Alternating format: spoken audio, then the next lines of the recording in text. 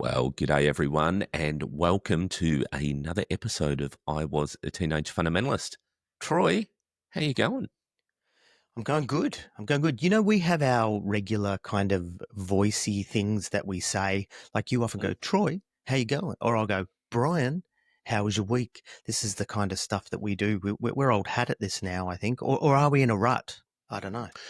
Maybe we're in a rut. It's like a newsreader has their little catchphrase, and maybe they are ours. But I'm okay with that. That's us. So, hey, we've spent a bit of time together in Sydney recently. Yeah, well, that's actually, oh, wow, great minds think alike. Because I was going to ask you, how did you go after the Hillsong visit for us last week, for our listeners last fortnight? But how did you go?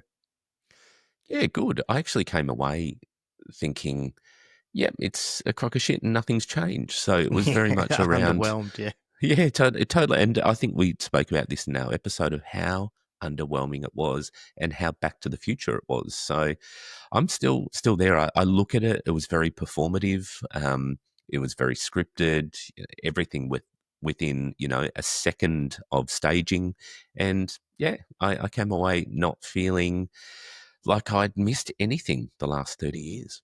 yeah. I wasn't overly triggered. I was a little bit anxious going there, but when I got there, not at all. But it was interesting at the meetup that we had, speaking to some of the Hillsong people and saying, yeah, the AOG as we know it was proto Hillsong because Hillsong hadn't yet left the AOG, and talking about some of the leaders that I know have jumped ship. And so it was, people like Scott Wilson, who was my Bible college lecturer, and others anyway. They're not all coming to the top of mind at the moment, but it was interesting talking to the younger Hillsong people who just know them as Hillsong pastors, and actually they were Australian Christian Church's AOG pastors. So, like we were never in Hillsong, but Hillsong was in us.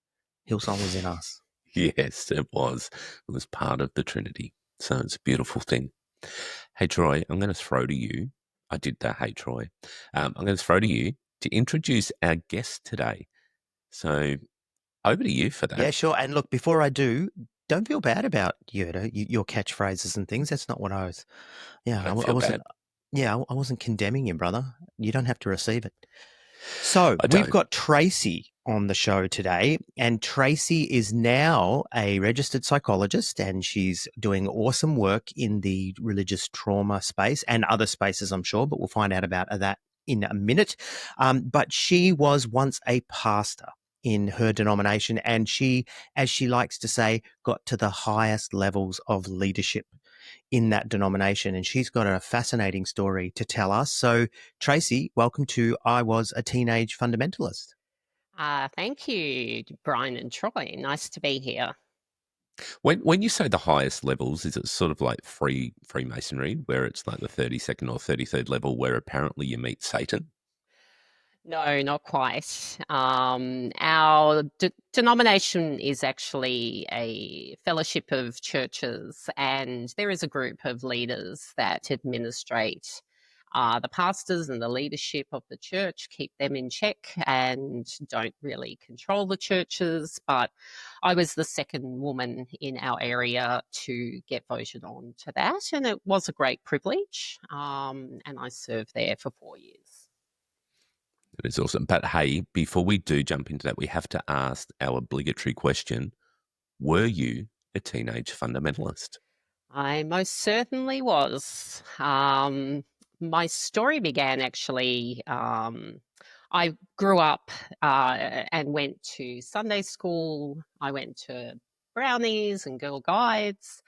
And also, I went to a religious school, but it was very sort of Anglican, sort of don't go to church on Sundays, but just have a distant belief in God.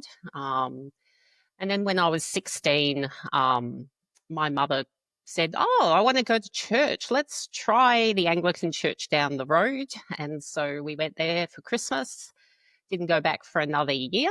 And then the year later, we went and we stayed because the minister of this church was not super old when he did the messages, or they would be a bit more interesting. And yeah, there was a part of me that had always feared death and had believed in God. I grew up, my father, I was adopted, and my adopted father was an absolute atheist, and my mother was a Church of England believer, but not churchgoer. And I didn't have a great relationship with my father. And so I very much bonded and attached to my mother. And so when she started to go to church, I went to, and I was struggling with identity as you do at 16, but even more so because I always knew I was adopted. I always struggled with, what I want from life. I was into acting, but, and church seemed to give me some answers and to give me some comfort. And so after 9 months of going to this Anglican church, a group of people came to our door from the church, including the priest. It's the priest now, yeah. And they shared with us about if you were to die tonight, do you believe you would be going to heaven? And I said, I'm not sure. And then they said, and if you did get to heaven, what would Jesus say is, can I let you in? What would you say to him? Should I let you in? And I said, I don't know. And then they shared with me that you just have to ask Jesus into your life, and you can be assured of going into heaven when you die. And I said, who wouldn't want that, and so I accepted Jesus that night. And from that point on, there was this little voice inside of me that would say, don't drink, don't, get too intimate with the guys you were going out. And my life sort of changed, and I was told to share what I had done with one of my friends at school the next day to make it real. And so I went and I said to one of my friends, do you know that I became a born again Christian last night? And she just laughed at me. She goes, oh, really? It's like, oh, okay. And so, yeah, that was how I got into the church. And then because I wanted to do acting, I auditioned for the College of the Arts and NIDA. And because of my age, I was only 18, they said, go away, get a degree. And so I just got into Melbourne University and into science just by the exact cutoff point, which we all said it must have been God that got you in there. And then when I walked into university on the first day to enroll, there was a group of people from a Christian group on the university, and they got my contact details. My mother said to me, make sure you get involved with a Christian group when you go to university just to keep you strong in your faith. And so they were a Pentecostal group. And I remember going home and I said, what's Pentecostal to my mother? And she goes, I don't know, but just be careful. And so they called me up after I did that survey. I went to a meeting. I was also in the drama group at Melbourne University, but they kind of wanted me to swear and stuff, and I felt uncomfortable with that. And so I stopped doing that and got involved with this Christian group. And it was quite unfriendly initially. I didn't make any friends, and I was just about to stop going when I said, oh, they talked about this O camp to go on. And I went, oh, maybe I should just go. I was still quite shy at that stage, but I went along. And then when I went along, I experienced speaking in tongues, prophecies, all that. And I found that incredibly appealing because I was always into astrology and I was always been spiritual. And so, and made a friend or two. And so I stayed. Yeah. So that was my introduction. So, Tracy, did you feel like you were a step ahead of everyone else in your science degree, given they had to study billions of years of evolution and you only had to study about 5,000 or 6,000 years of creation? Well, when we got to evolution, I think it was my second year, we did quite a lot of that. I was just like, la, la, la, la, la. I'm not going to really listen to that. And when I heard all that stuff, and because I heard a bit of creation science, I had a position of belief that I was coming from, and I just worked very hard to disbelieve everything with an argument. It wasn't going to sway me because that was my world, that was my worldview, that was my group of friends. And so, yeah, I didn't listen. I didn't really absorb it. Sometimes the way I do it when I go back to church now. um, but I did it again in my psychology degree, and I did listen to it and I did absorb it. And yeah, so that's how I got through with my first degree. It was not having this position, you know? So Tracy, let's talk a little bit about having degrees and being in church. Did you switch over from Anglicanism to this Pentecostal denomination? Well, that's my first question. But my second question as well is, how did it fit having degrees? Because you're at an on-campus Christian group, so you've got a lot of peers that have degrees. But I know that the denominations that you're referring to tend to not necessarily stop you from having degrees, but except for a Bible college degree, it's not such a big deal, right? Yes. So this student group was quite revolutionary for our denomination because you're right, Troy. There weren't a lot of people that had been to uni before that, and um, the man that started the group is exceptionally intelligent and an amazing leader. And so he got up in our group of churches and talked about that university students are the fulcrum to transform a nation. So we bought into this ideology that if we can reach students, we are reaching the future leaders of the nation. And so that vision was very appealing to our denomination. And so that's why they got behind it. But yeah, um, yeah, I don't know So is what that else to say.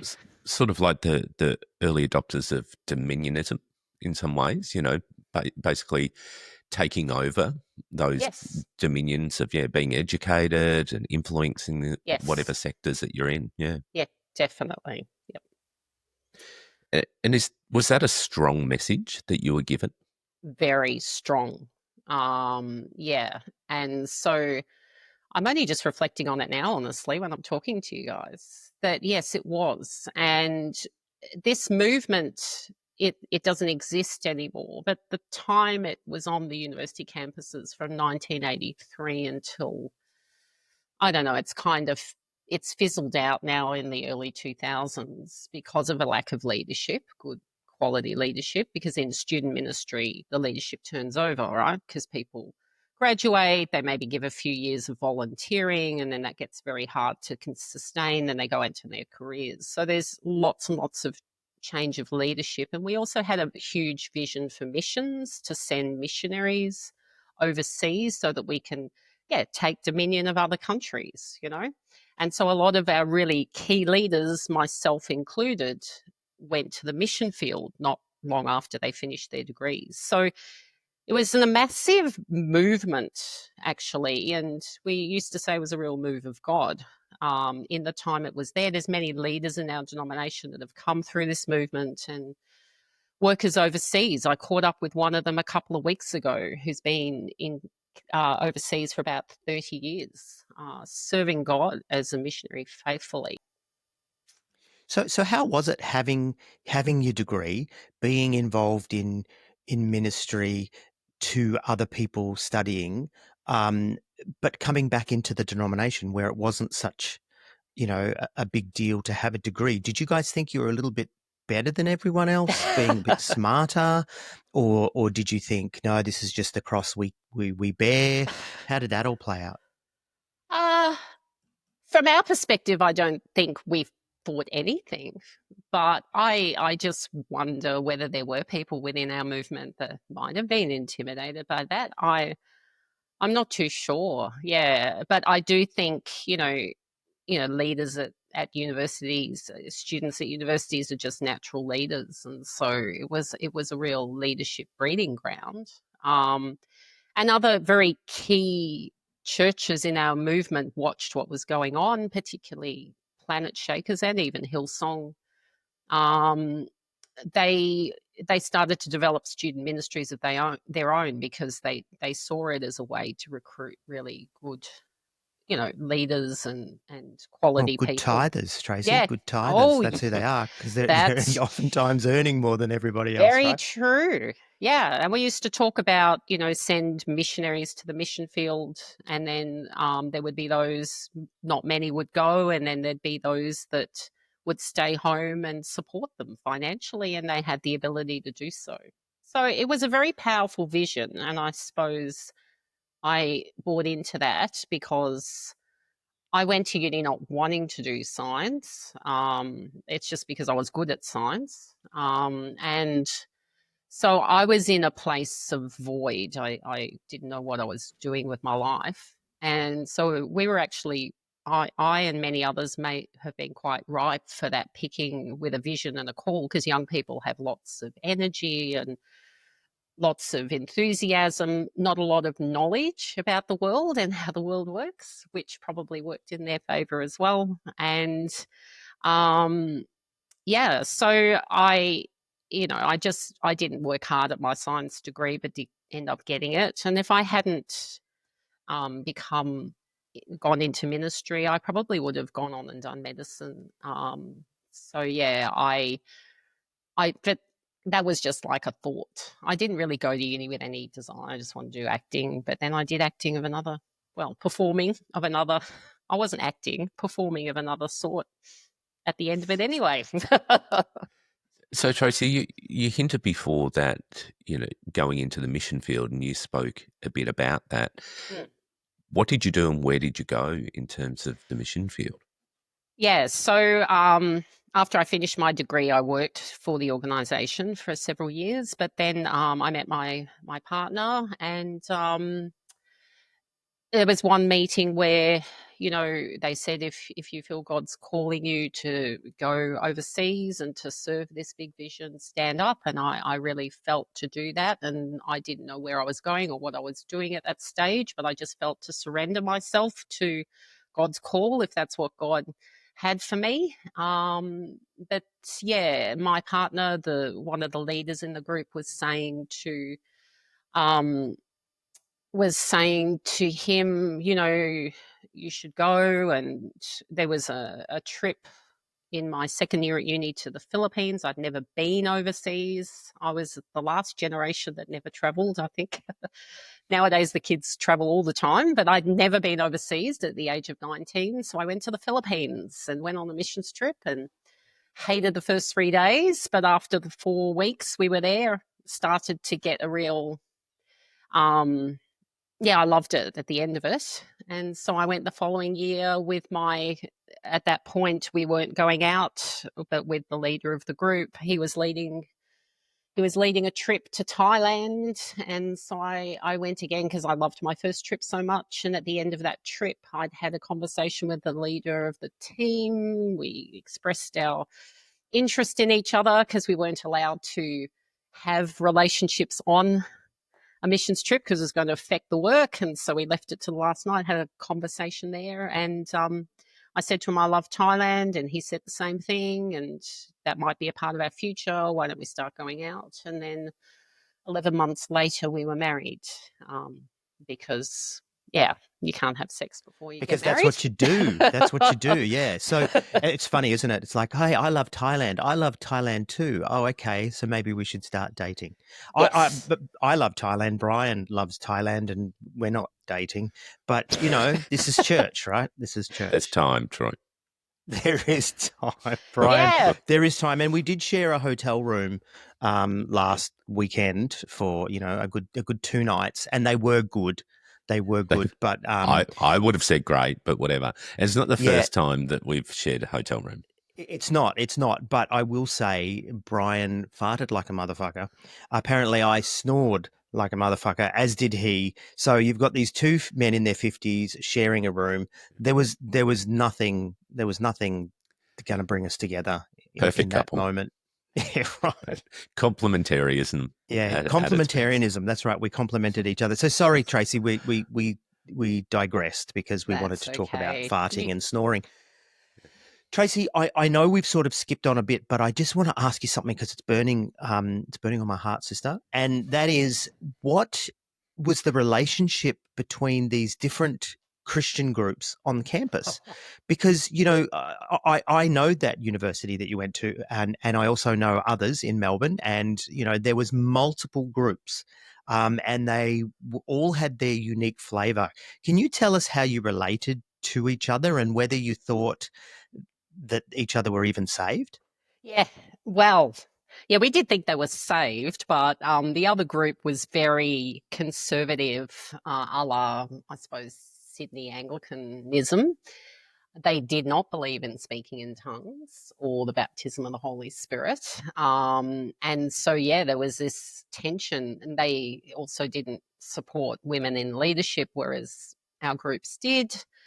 So, yeah, we'd have this uneasy relationship, you know, um, on campus, and they would be telling their flock not to get involved with our flock and stay away from them because they're, heretics. And we weren't quite that, we didn't say don't get involved with the group, but we're the best group with the best vision, and we have the true gospel that, you should speak in tongues and have the baptism of the Holy Spirit. And so, yeah, there was that relationship um, on campus, and we'd have poster fights on the bollards, because we'd be putting up posters on the bollards of our different groups and all that sort of stuff. But yeah, Yeah, nothing. I know at my university there was at least 3 different Christian groups, and they all had their unique flavour. The other thing I want to ask you, getting back onto track, was when you went to the Philippines on a missions trip, did anyone stop to think that this is perhaps the most Christianized country on earth?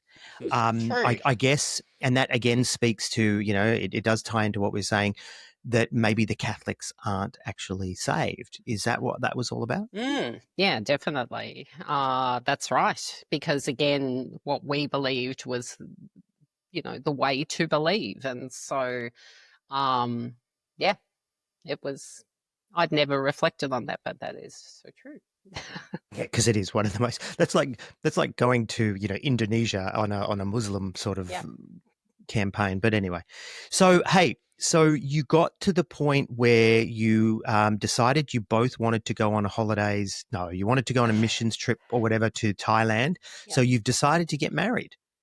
And Yes. then did you continue on in the student ministry, or did you move into some other sort of ministry together? No, we stayed in the student ministry, but after we got married, he went to another campus. I stayed in leadership at the campus I studied at, and yeah, that was a little bit difficult because the leader of the group kind of it wasn't much of a team. It was even though we were both leaders, he was the leader because he was the male. And so that was my first taste, actually, of a bit of misogyny. Um, you know, we were both in the same years, came through the group at the same time, but he was always making decisions without really talking with me and going ahead. And so I was there to support him, which is a big theme throughout my life and throughout my relationship as well with my partner. And so then I started to fall into that. I had been the school captain, the school vice captain, the house captain at my school, and there was no limits at all to my leadership. There was no sense that I was less than the boys at my school. And then I get into this group, and there was this undercurrent of um, men are better than women, communicated over and over and over and over again. Yeah. Tracy, you were saying you're in leadership. Was that a paid gig or was that Oh, voluntary? no. That was voluntary. I did work as the secretary for a day a week at our head office. That was paid, but no one really was paid except the leader of our group that oversaw the group. That was it, plus the secretary for the admin 1 day a week. So, yeah. So whilst the Okay. vision was taken on by your denomination, they didn't put their money where their mouth was. No, because we're a group of sort of independent churches in fellowship, voluntary cooperation with each other. So I use the word denomination, but it's not like the Anglican or Catholic where there's this big pool of money. There's no money centralized at all. Every church raises their own money for their buildings and their staffing, and therefore this organization had that same um, ethos. But, there was also the vision of, well, we started a professionals in partnership group years down the track where this idea that professionals would support the current ministers would come from that, but that never really took off. So that was the idea all the graduating students would give. And I think they did a bit. There was a bit of support maybe that workers raised, but it was very much the missionary model where you have to go out and raise it yourself. And we did the same when we went to the mission field, had to raise our own support. There was no pool of money. We had to visit churches and So ask for this is money. this is deep within deep within Pentecostalism. So at this time, you've spoken about the student organisation, but what was church life like? You had a home church. What was church life for you? So in my first year at uni, some friends in the group said, "Why don't you come along to this Pentecostal church?" And so I went along and got involved with that. I left my Anglican church because that was no longer serving me. It was a group of like 15 people over the age of, well, I thought they were 80 at the time, but they're probably already 40, 50, right? Because everyone looks really old when you're young.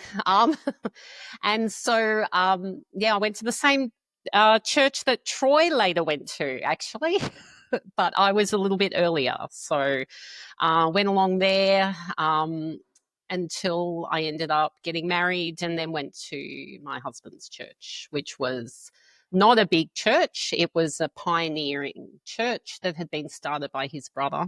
And so it was a handful of us, maybe 30 or 40 people. So then I learned to play the keyboard um, and play keyboard there. My mother was a piano teacher.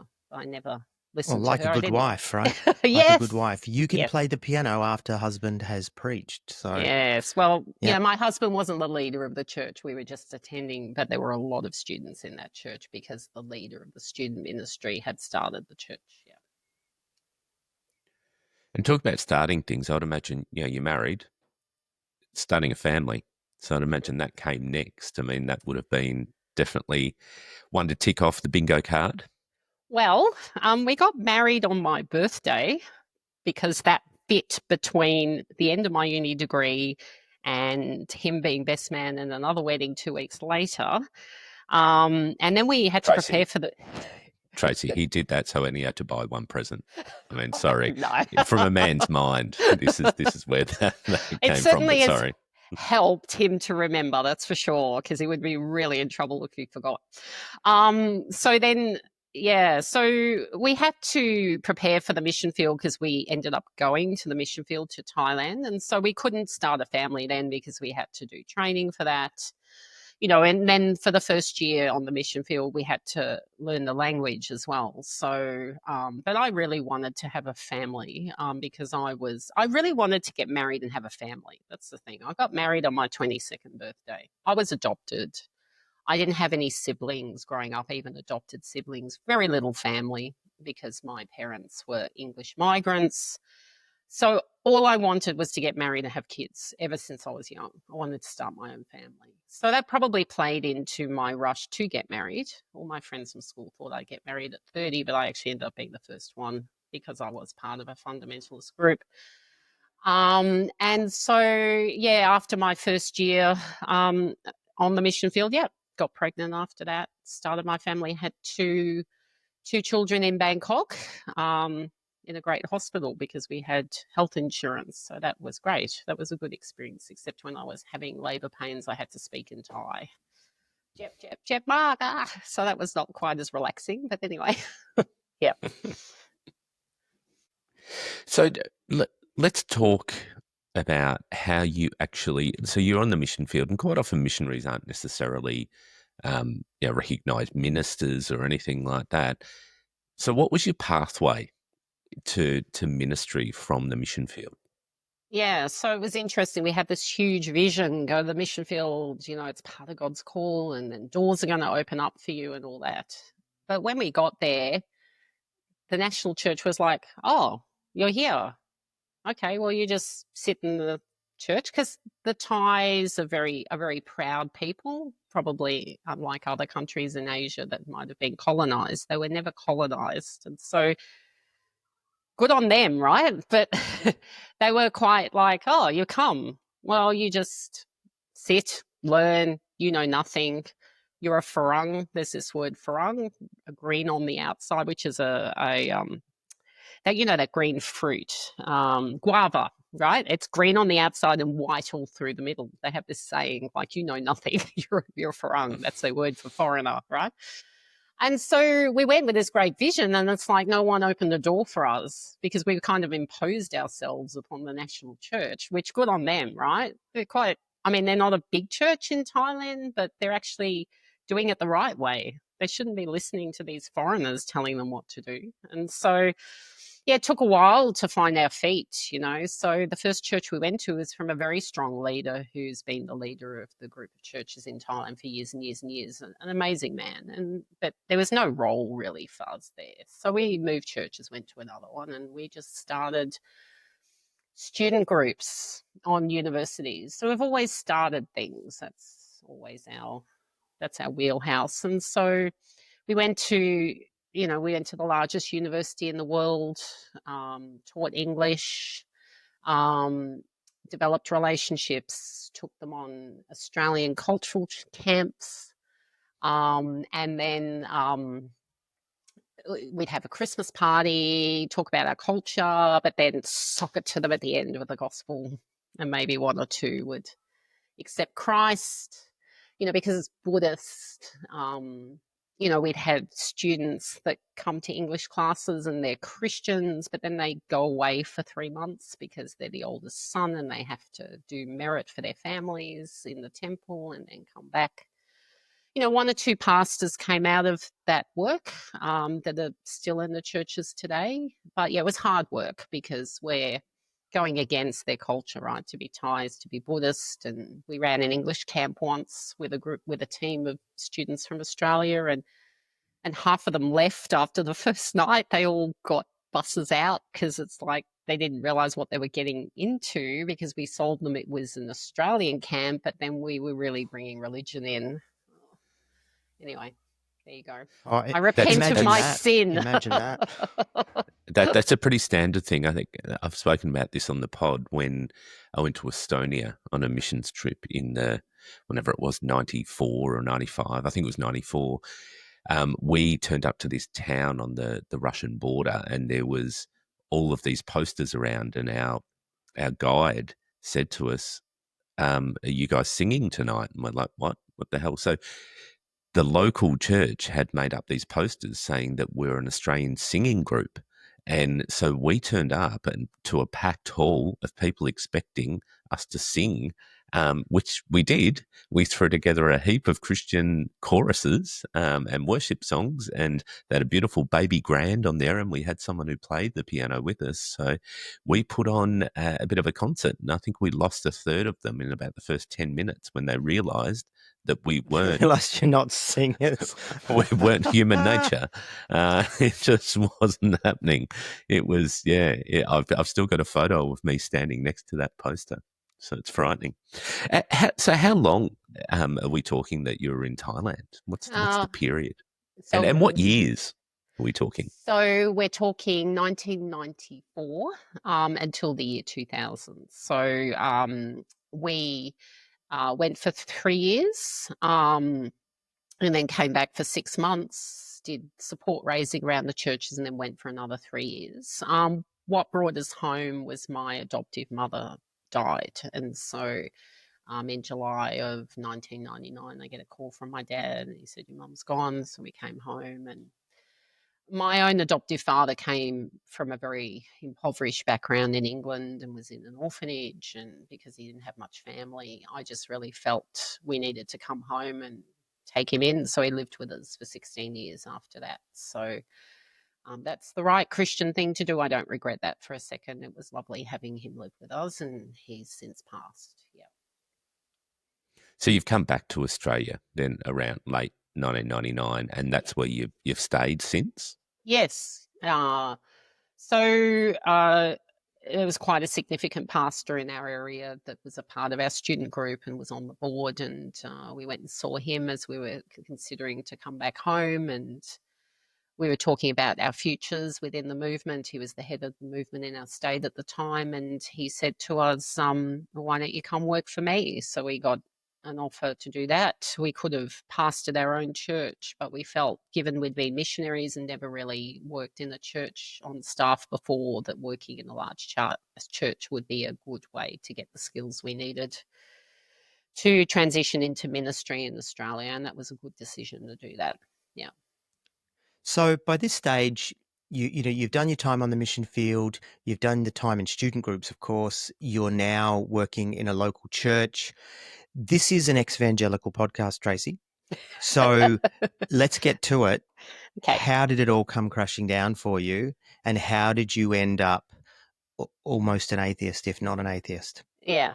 Okay. So I suppose even from the moment I accepted Christ and then started to hear about the signs and wonders and the power of prayer, as a good scientist, I would go, well, let's put it to the test, right? I'm short-sighted. Why don't I pray and see if God can heal my eyesight, right? And it didn't happen. And it's like, oh, okay. So we're saying one thing, but we're experientially, it doesn't, it's not like ask for anything and God will give it to you, right? And then it was just slowly getting chipped away. I mean, I've heard someone explain that, faith is like a Jenga tower. You construct it, but then, when you start to deconstruct your faith, one Jenga tile gets pulled out at a time. And you sit there and you go, huh, that's not what I was expecting. So, for instance, my adoptive father, I said, was an atheist. And so, as a good Christian, I prayed and prayed and prayed that he would become a Christian. And I even spent a year doing that. And he never changed. He was like, oh, if there was a God, why doesn't he show his face? If God was real, he would show himself to me, right? And we'd take him to church and he would gratefully come to church, but never convert because he was quite strong. He worked in British peacekeeping in Israel after the war and saw a lot of things in Israel that really, women and children and just, the sight of all the Bible stories, and just said it's just made up stories, right? So I was primed with that. But, it was just things like we started a church, and that was the last place where we worked, and we bought land like for this church because we started it from scratch, and we we had this big vision, right? There's that theme. We always live vision driven life, and so we scrimped and saved and bought 15 acres of land on the outskirts of our city to start a church and to get plans for a Christian school. We had a partner to do it. We had all the things in place, and we did prayer walking and all that. We put the permits in, and the council rejected it. Like, yeah, even though it was allowed, they wanted to keep it as Greenwich. And so we kept the piece of land, and then we partnered with this church and school to buy another piece of land that was, still a substantial piece of land in our area. Same idea, same vision, prayer walk.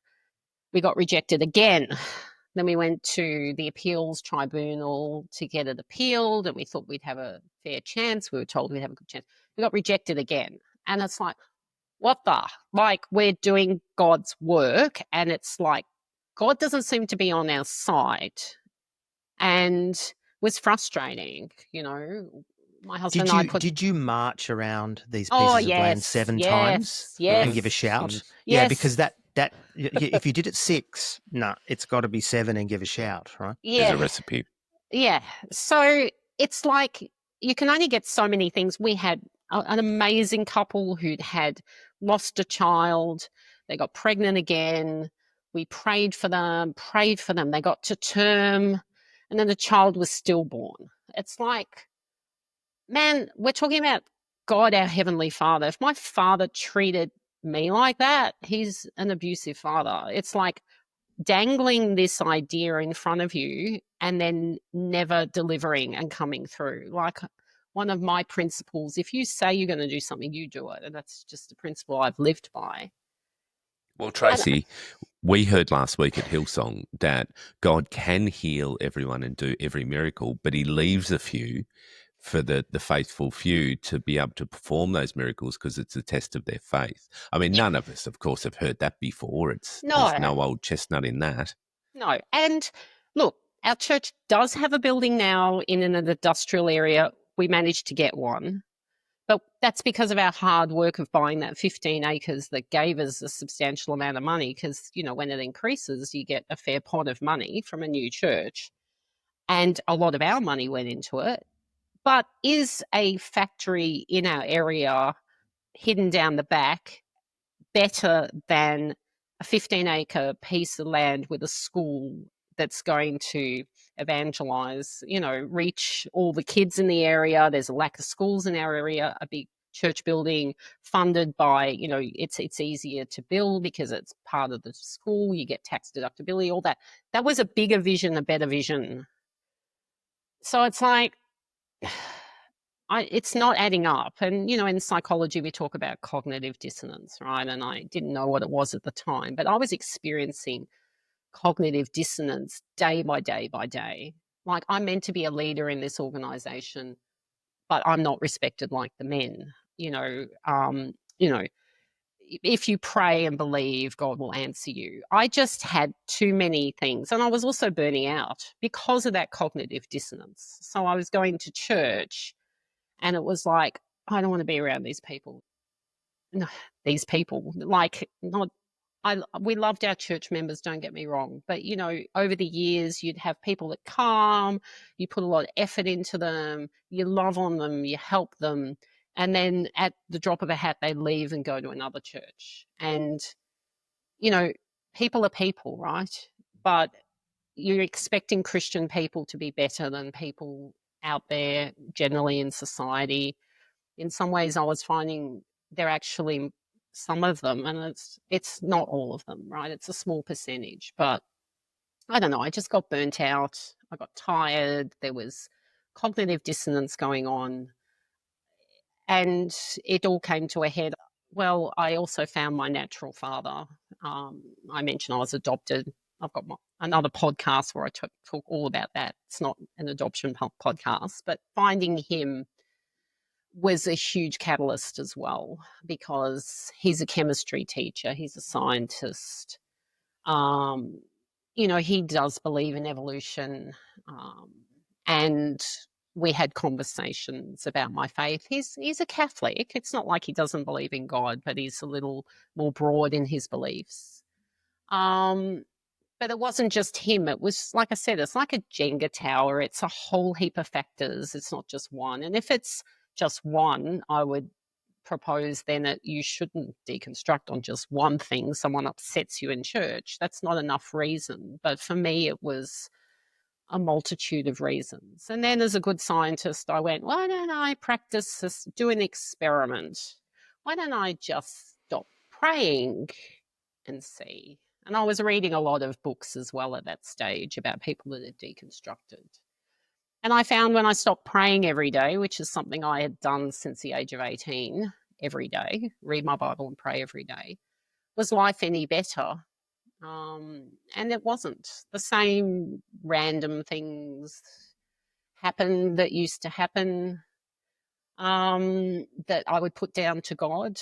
And even this week, I sat next to a lady on the train, and she was struggling with her son and had lots of parcel. I said, "Oh, it's really tough having a young kid." And then she opened up to me, and in two stations, I was able to talk to her and give her the psychological help that she needed. She was super struggling. She was a migrant and all that.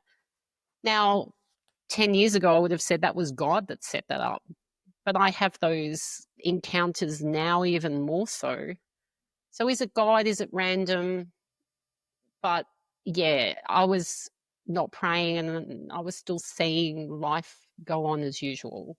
So this is all happening while you're in ministry and at really high levels of ministry as well in the movement that you're in. You're obviously surrounded by a bunch of people who believe all of this. Who are you talking to about your doubts, if anyone? Nobody. Well, nobody except at this stage now, I'd come into contact again with my natural mother, my sister, or my birth family, and none of them were in the church. And so I talked a bit with them, not a lot, just a bit. It was nice to have that support. I have a group of friends from school who I still see. I was talking to them, but again, they're not from that background. Um, so you guys started a podcast, didn't you? And one of my friends who wasn't living in the same state, who's a psychologist, she recommended your podcast to me. I was talking to her a bit. And I started listening to you guys. And honestly, your podcast came at around the time where I was really struggling myself. And so I did contact you guys and reached out to you. And it was lovely that you talked to me about that. I also contacted the Clergy Project, which is a organisation started for ministers who are doubting, by Richard Dawkins, actually. And that was one of the books I read. I didn't really like his book because he was like a very angry, he didn't come from a Christian background, so he just pulled apart the whole thing. I did read it. I didn't like it. I connected better with people like Bart Ehrman and the guy that wrote Godless, who used to be a pastor himself, Dan Barker. His book really actually was one of the key books that helped me.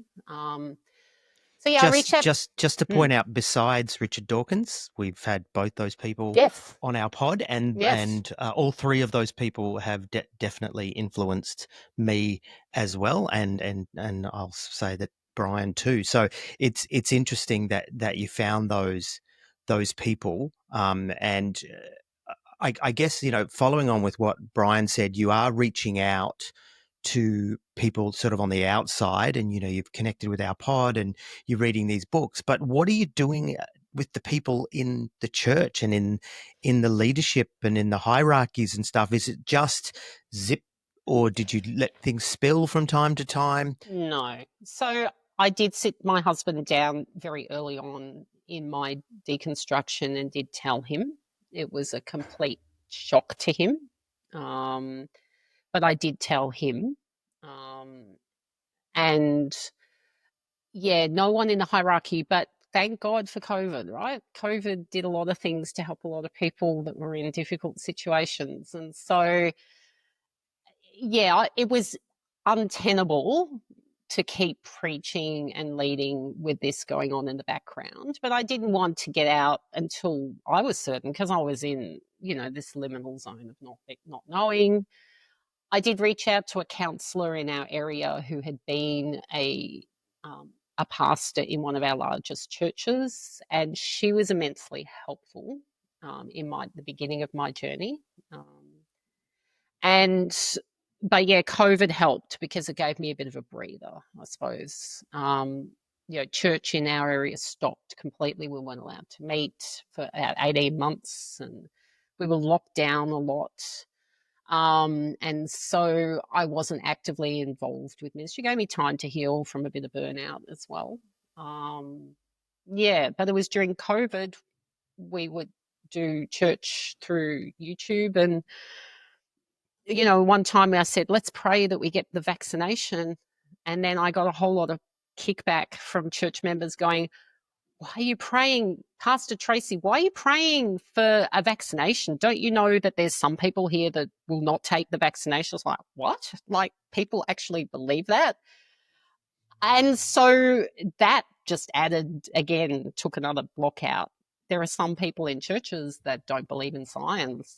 It's like they don't believe in science, then maybe it's very easy for them to believe things that aren't necessarily true, right? And seeing that counsellor, the first thing she said in that session was, what are you protesting right now? She's a narrative therapist, and I found that question really stuck with me. What are you protesting? I'm protesting that this doesn't work, the cognitive dissonance. But then she led me on a journey of, well, what are your values?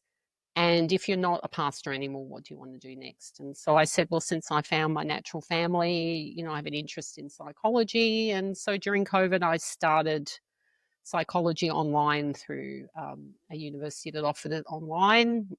Just dipped my toes in and absolutely loved it, because the part about church I loved was helping people.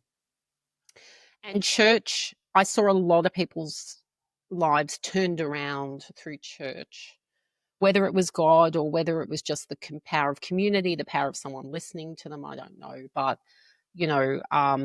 that was what I wanted to take from my church journey. So it's not wasted. None of that experience is wasted. And now I've done 4.5 years of study, nearly killed me, but I got there, did a master's. I'm a clinical psychology registrar, but, I love what I do more than ever. And I get the same enjoyment out of what I did as a pastor, but I'm doing it in a different way. Yeah. And you get paid a reasonable wage. That's Oh, a yeah, difference that's as well. so nice. So, Tracy, I just want to, because there's a lot of people who we speak to, but also a lot of people in our online community who deconstruct incredibly differently.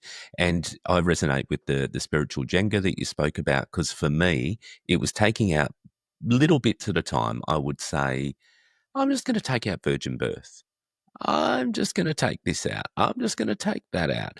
Did Jesus really die on a cross? And there was all these bits I kept taking out till I went, actually, there's nothing left there about those core tenets of Christianity.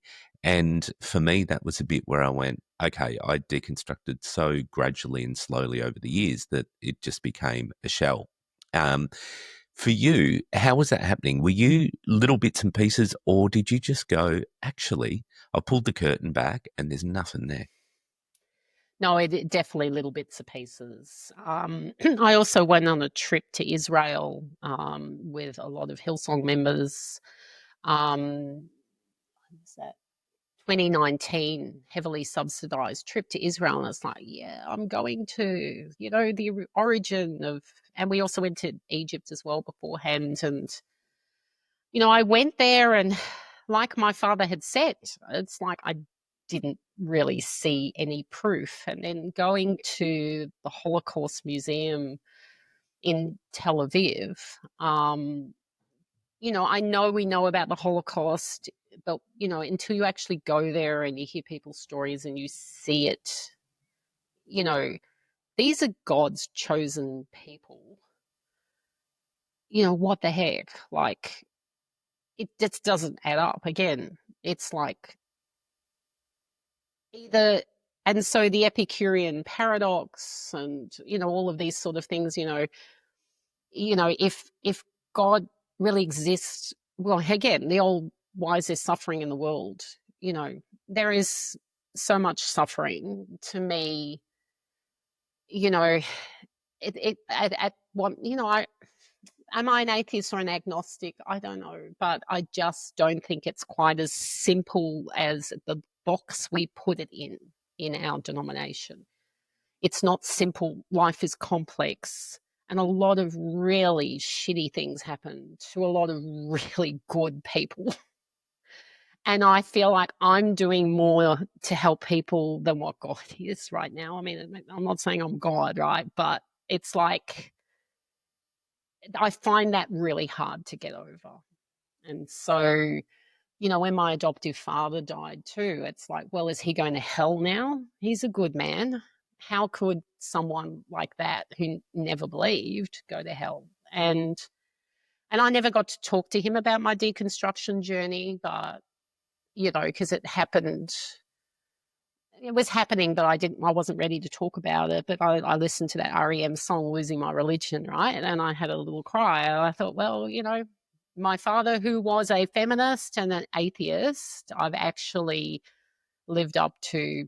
I'm like my father now, which I never thought I was, because I'm not genetically related to him, but his environmental input has paid off, because would love to have a conversation with him one day about my deconstruction, but I don't know if that'll ever happen. But I'm honoring his legacy now, helping women in DV relationships, lifting up women that are trodden down, and yeah, just believing that, my natural father has this phrase, live each day as if it's your last, and one day you'll be right. And if this is all we have, I also got breast cancer as well, early stage. That's another thing, right? You're serving God and all of that. Yeah, I've got cancer. I'm cancer free now. That's fine. So, it's like, if we have one life to live, let's get on and start living it and making life better for the people around you, and being just caring for people. That's the heart of God. Whatever background they come from, just love people. And to me, that's being more authentic than all the other stuff I'd put on in Christianity. So yeah, I'm happy now. I'm living authentically me. I have my identity now in my 50s. Better late than never, right? Tracy, do you, looking back now, and hearing you talk about you have your identity now, looking back, do you feel that you lost yourself in this experience, in this religion? Most definitely. So my natural father is a massive Radiohead fan. And so when I met him, I got back into music, which was a big part of who I was growing up, right? But one of my favorite Radiohead songs is Karma Police. So for a minute there, I lost myself, I lost myself, I lost myself. And I love that song because I did. I lost myself to try and make sense of my world, to get married, to have a family, which I don't regret. I don't regret. I think we live our lives the best we can at the time with the knowledge that we have. And with the knowledge I had, I made good choices. But now, as I'm older, you're not meant to stay the same in your 20s as you are in your 50s. Life is meant to change you. The experience of life changes you. And the experiences of life have changed me to help me realize who I really am and who I can authentically be. Um, and yeah, I'm happy with that. Yeah, I think I've always been a feminist. I've always been a woman leader. I always believe women that can do as much as men. They're not better than men, but they're equal, like fully equal. But this complementarianism dogma that we have, we say women are equal, but we actually don't practice it in our churches. It is slowly changing. When I left our leadership team, 2 women got voted on, which is fantastic, right? It's not just one woman, it's now 2, which is fantastic. There are now 2 women on the national committee. So it's changing. It was just changing too slowly for me. But hey, I hope I've pioneered the way, because at our conferences, it would just be men on stage the whole time. So we say women can be leaders and women can preach and all that, but we don't practice it. So there's this inherent core belief, and it's unconscious, right? That men are still inherently superior to women in some way because the woman gave the man the apple, maybe. It's the woman's fault. I don't know, but there's still a lot of work that needs to be done. But I look at denominations like the Salvation Army that are very pro women, and women can lead churches and all that. And I think we've got a bit of way to get to that. So, Tracy, I heard you say several times in conversation about God, like you still, talk about a concept of God. What does that mean to you now? Like, where are you at? I suppose, I think, some people use the word the universe, and I find that kind of fits better with me. I think I think I'm comfortable with not knowing. I don't think anyone in all of history can ever categorically disprove the idea of God. You just can't. But I would say I'm flexible and open, and I'm okay living in uncertainty. And I think that's maybe where many of us get.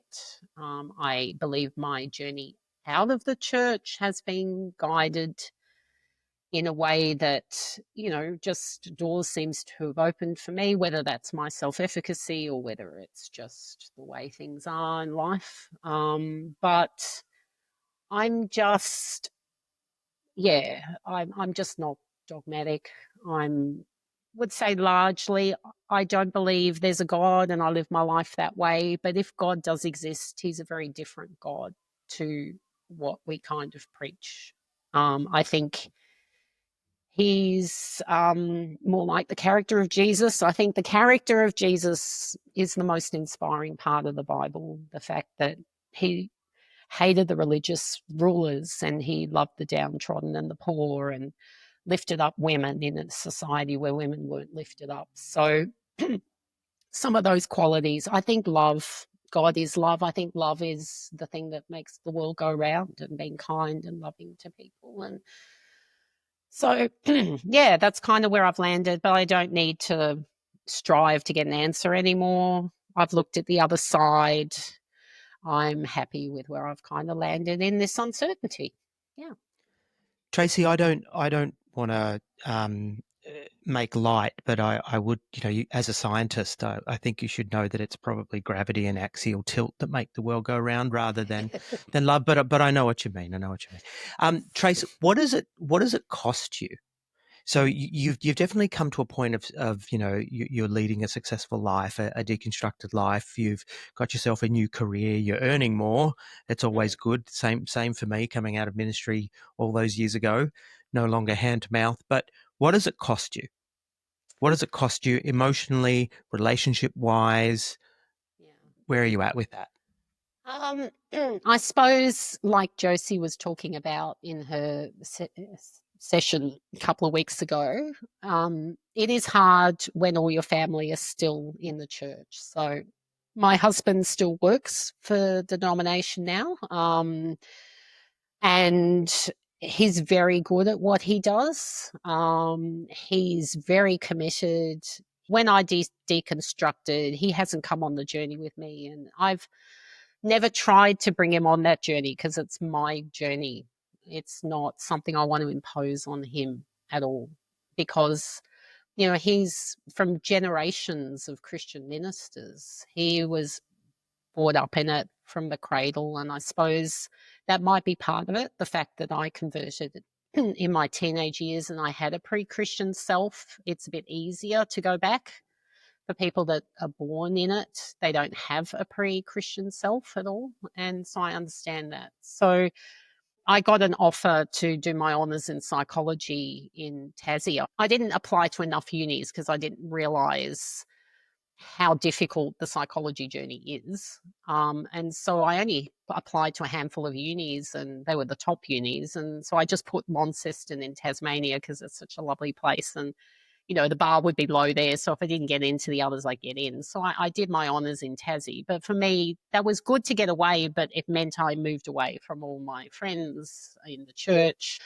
I've had to move for this psychology journey and start life again. And it's been hard because, I lived with a family member initially and I couldn't live with her anymore. And so I had to house sit for 6 months, moving from house to house and not having a base. And then I've shared with someone I met. These are not friends, these are people I've got to know, and house shared for 8 months. And then finally I'm in my own place. But that's been a cost. My children are still involved with the church. And again, I would never try and change their beliefs because this is my journey. And one of them's in ministry, and I'm extremely proud of her because she's doing what I did. I've replicated myself, right? I'm incredibly proud of her, but my beliefs are not the same. And so, yeah, it's extremely hard. And it's like, well, why don't you just stay even though you don't believe? It's like, well, that takes a emotional toll on me, and I know how distressed I was in the church and doing this deconstruction journey. So that would kill me. I wonder whether the breast cancer that there's this, it's not really tested whether that was stress related, because one of the books I read, The Body Keeps the Score, when I first found my natural family and went through breast cancer, really resonated with me because trauma is stored in the body. And I believe I was experiencing some degree of trauma from living this cognitive dissonance life. So either, it's going to affect me, it's going to affect my health. So I was at a point where I had to move out, but there's been a cost, I suppose. And, my friends in the church, they are friends, but it's hard for me to really tell my story to a lot of people even now. So that's kind of why I wanted to do the podcast. If anyone reaches out and they say, yeah, Tracy, where are you at? I can just point them to that and to appreciate you guys and the role that the podcast has played in my life and to give back to other people that might be in a similar situation. But, living an authentic life is so important too. So I am super in a great place right now, psychologically, mentally, love what I do. And my family see that, and they love their mum and they want their mum to be happy. They're not happy with the situation, but yeah, I know they still love me. So yeah, it's a journey that's unfolding as we go. Well, Tracy, what would you say to those people that you steer towards the podcast to tell your story and for them to understand you? If they're going, well, hey, she stopped reading her Bible and, she drifted and that's why she's in the place she's in. And She she took didn't keep she that. took the vaccine. Yeah, she took the vaccine. That's right. And Bill Gates now controls her. But, what would you say to those people that say, well, if she just got back into the Word of God, if she just started praying again, her life would be fine? What would you say to those people?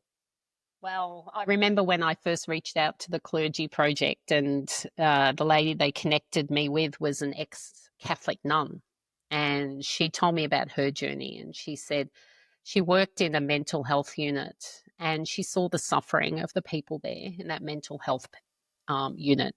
And the phrase she said is, once you see it, you can't unsee it. It's like once you, the Wizard of Oz, once you go behind the curtain and you actually see it for what it is, you can never go back and have that same level of belief and faith. People would say, oh, but maybe you weren't fully committed in the first place, right? It's like, no way. You ask my husband, I was 110% committed, believed it with all of my heart, right? But I'm brave enough to say, but that belief maybe was wrong. And I am big enough to accept the fact that I may have had a wrong belief for those years, and my belief has changed through the experiences of life. And I can't go back. I've been to church since, and I've made my peace with it. The last time I went, I just literally said, I've made my peace with this. It's a good organization with good people doing good things like myself that believe with all their hearts in what they're doing, right? I have no criticism for that. But I've moved on from that. I can't go back. There's only going forwards in life, right? Yeah. And to go back would be to my detriment. Yeah. Thank you, Tracy. It's a tough one, but I guess you're in a place where you can help other people who are also going through. You've had a long journey of deconstruction, and many of us have had that. It's very rarely, I think, it is one event, and you referred to that. Very rarely is it one event where everything comes crashing down, but a series of things. But you've got to be open to that, and some people will continue with the cognitive dissonance and will continue to go at all costs. I will believe what I've always believed, regardless of evidence that is to the contrary. So it's a really brave thing for you to do, to be able to go, you know what? I was wrong. And that takes guts, because you've got to reconstruct and rebuild your life in many ways, and reacquaint with yourself. Because I think that's a big thing, because you did indicate, how much you'd lost yourself through the process. So it's understanding who you are, but also who you are in the new context of what you're creating, which is a massive thing. So well done to you for your bravery. Thank you. Yeah, I think now that I'm a practicing psychologist, a lot of the therapies I like are things like acceptance and commitment therapy and internal family systems therapy, which talks about building your sense of self and trusting yourself, healing those wounded parts of you. And I think, through my fundamentalist journey, I was letting the voices of other people speak to me about how to live my life, and I'd abdicated that. But it's a wonderfully healing thing to allow yourself to lead and guide you with what's best. And when you do that, you intuitively know what's right. And that's health, that's psychological health, that's healing. That's a great way to live. But the Bible teaches deny yourself. So there's, it's opposite messages. But if you deny yourself too long, you will fall into a heap, because you're denying the best way to live your life in service of what other people want. And, I was quite codependent as well. I was doing things for everybody to the extent that I was not looking after myself. And now I'm in a good place of strength, not so I can be selfish, but so I can help others from a place of strength. As a psychologist, it's not about being selfish. If you're strong and you know what you want in yourself, then you're able to help others. Oh, that's great. It is good. Tracy, thank you so much for being on the pod. We've really enjoyed the chat.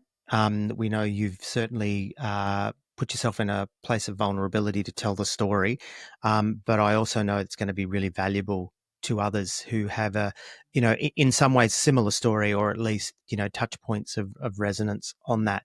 So thank you very much for being on the pod. Thank you. Thank you, guys. And thank you for everything you do. Keep up the excellent work. Thanks, Awesome. Tracy. Thank you.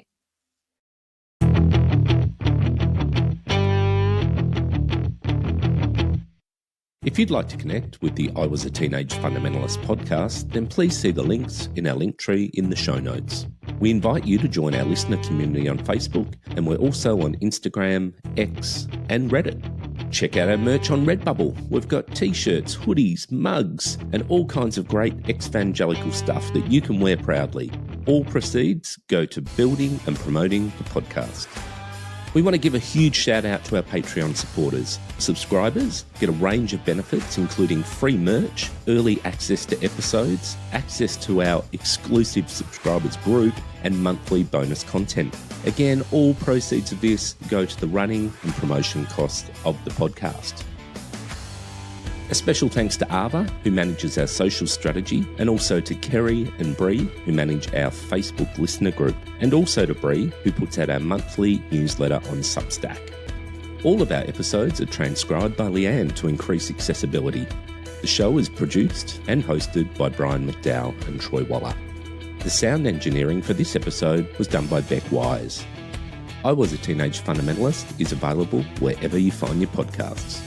Again, you can find all our links in our link tree in the show notes. Or why don't you pop across to our website at www.iwasateenagefundamentalist.com